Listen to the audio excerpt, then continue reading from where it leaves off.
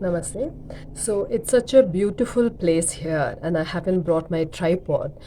And I'm also a little lazy to move location. So you are stuck with this background. But next time, certainly I'll show you some beautiful views.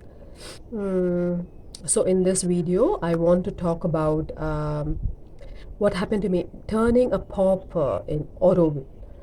So I was about 27, I think, and my father had tried to arrange for me a marriage for 2, 3 years, and I was deeply depressed in the process. He is very authoritarian and doesn't really respect me, or in general, I don't think he respects women.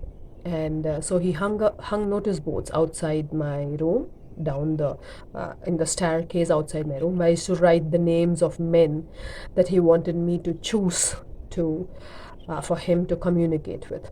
Somehow the process was disturbing because I don't think that's how you make relationships with different families when you arrange a marriage.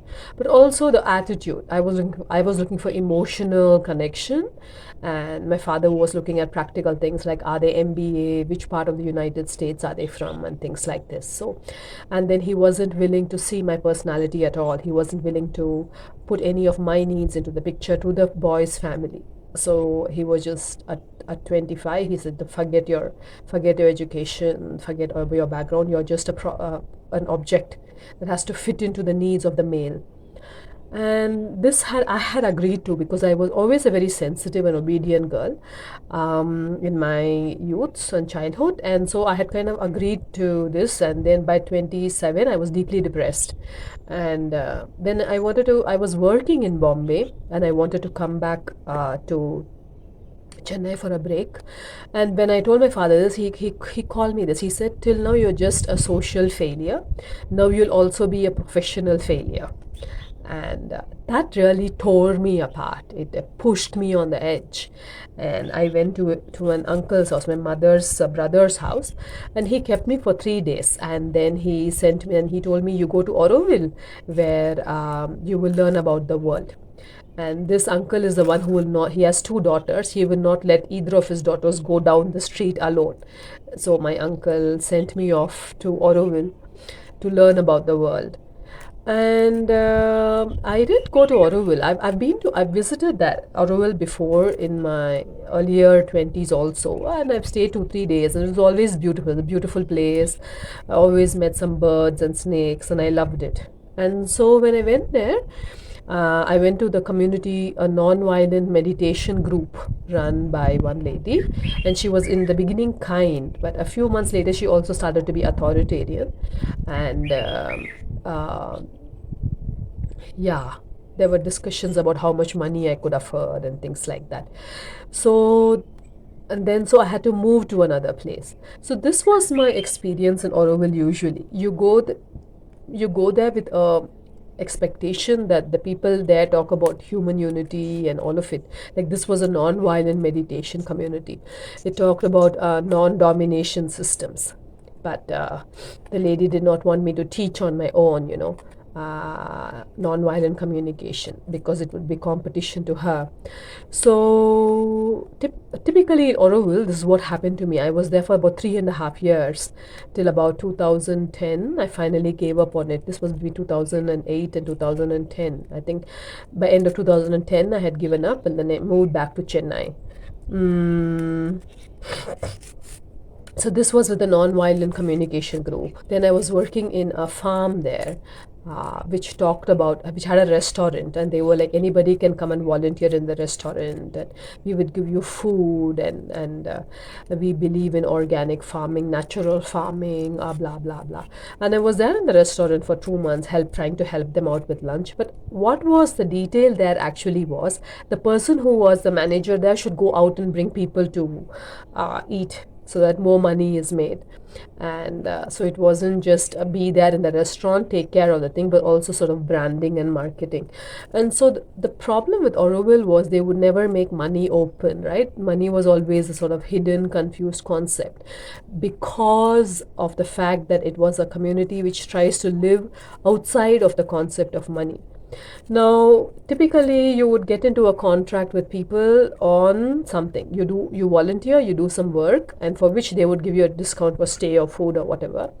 But after 2, 3 months, they've had enough, especially if you don't bring in money to them.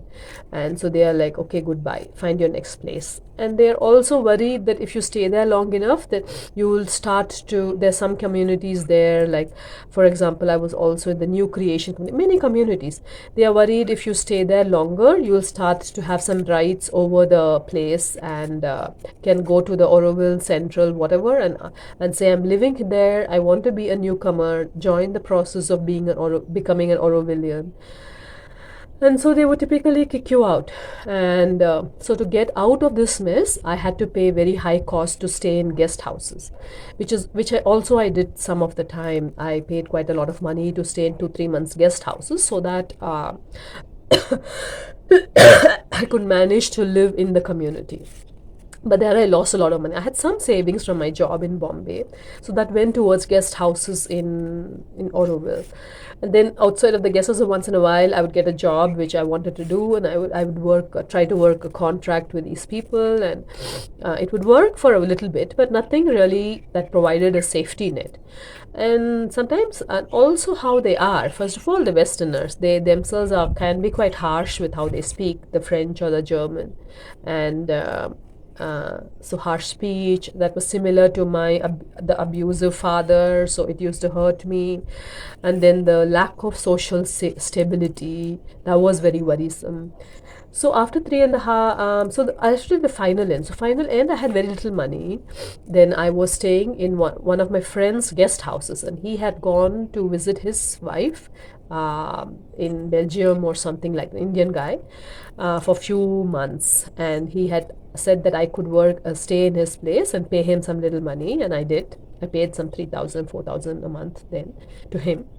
But what happened was his neighbor got angsty about this guest house of his being without an owner, and wanted to take it over, or wanted the Auroville Central people to take it over, like take it over from his friend, from his neighbor.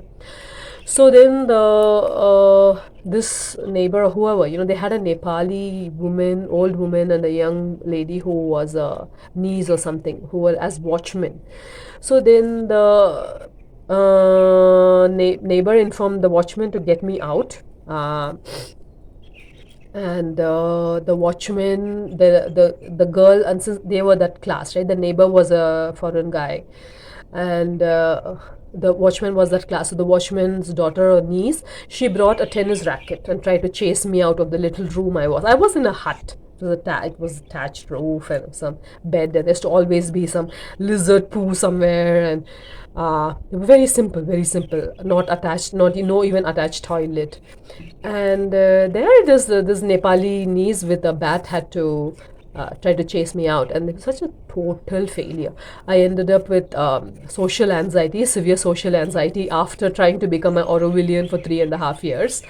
And for years later, I could not really feel safe with people, and I continue. So the worst part of it was not. This was the tennis racket was clearly the worst part of it. But later, I had to call my father and ask him for help, and he had to come down from Chennai and pick me up in his car. That was very shameful for me.